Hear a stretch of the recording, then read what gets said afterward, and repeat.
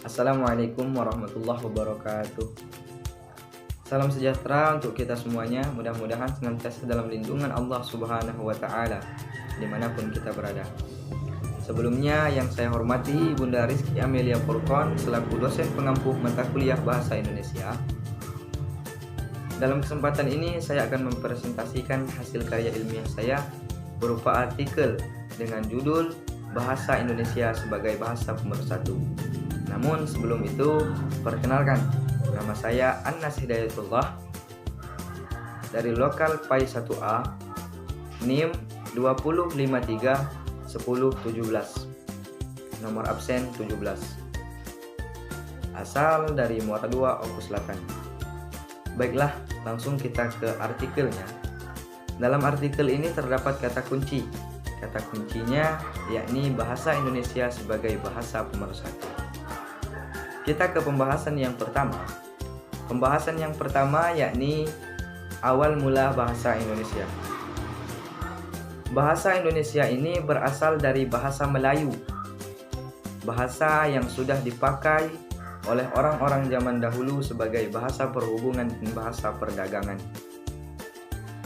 Dilansir dari situs Kementerian Pendidikan dan Kebudayaan, bahasa Indonesia lahir pada tanggal 28 Oktober 1928, yakni pada saat itu para pemuda berkumpul untuk melaksanakan rapat, dan dari rapat tersebut muncullah 3 ikrar yang diberi nama Sumpah Pemuda. Ikrar tersebut yang pertama, bertumpah darah yang satu tanah air Indonesia, yang kedua berkebangsaan yang satu bangsa Indonesia, dan yang ketiga berbahasa yang satu bahasa Indonesia. Itulah asal mula lahirnya bahasa Indonesia. Sedangkan bahasa Indonesia baru diresmikan sebagai bahasa negara yakni pada tanggal 18 Agustus 1945 bersamaan dengan diresmikannya Undang-Undang Dasar 1945 sebagai Undang-Undang Dasar Negara Kesatuan Republik Indonesia.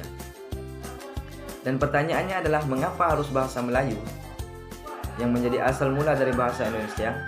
Karena bahasa Melayu sudah menyebar di pelosok Nusantara sejak zaman dahulu dan sudah dipakai sebagai bahasa penghubung antar pulau, antar suku. Dan dalam bahasa Melayu ini tidak terdapat kasta atau tingkatan tutur dalam bahasa Melayu ini. Selanjutnya kita ke fungsi bahasa Indonesia. Bahasa Indonesia ini memiliki 4 fungsi, yakni 1. Fungsi persatuan, 2. Fungsi nasional, 3. sebagai fungsi bahasa negara, dan keempat sebagai fungsi bahasa standar. Yang pertama, fungsi bahasa persatuan, yakni bahasa Indonesia sebagai pemersatu suku bangsa, yakni persatuan antar suku, antar agama, ras, dan antar golongan di Indonesia dari Sabang sampai Merauke.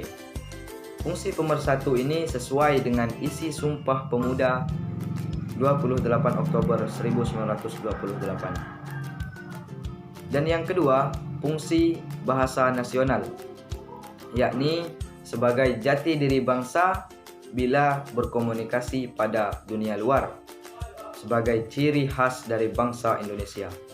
Dan yang ketiga, fungsi bahasa Indonesia sebagai bahasa negara adalah bahasa yang digunakan dalam administrasi negara untuk berbagai aktivitas seperti bahasa sebagai administrasi kenegaraan atau sebagai pengantar resmi belajar di sekolah dan perguruan tinggi.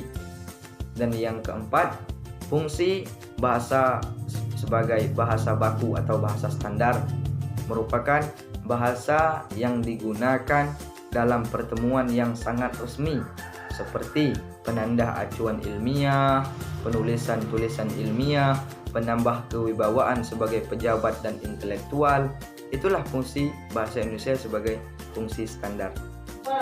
Dan selanjutnya, keempat fungsi ini merupakan kekuatan bangsa Indonesia dan merupakan jati diri bagi bangsa Indonesia. Dengan keempat posisi ini, bahasa Indonesia sangat dikenal di mata dunia, khususnya di tingkat regional atau tingkat ASEAN. Langsung kepada kesimpulannya.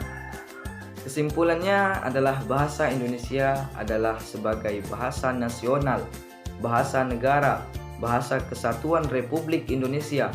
Sampai saat ini belum tergoyahkan. Sampai saat ini bahasa Indonesia masih digunakan secara aktif dalam interaksi sehari-hari oleh masyarakat Indonesia.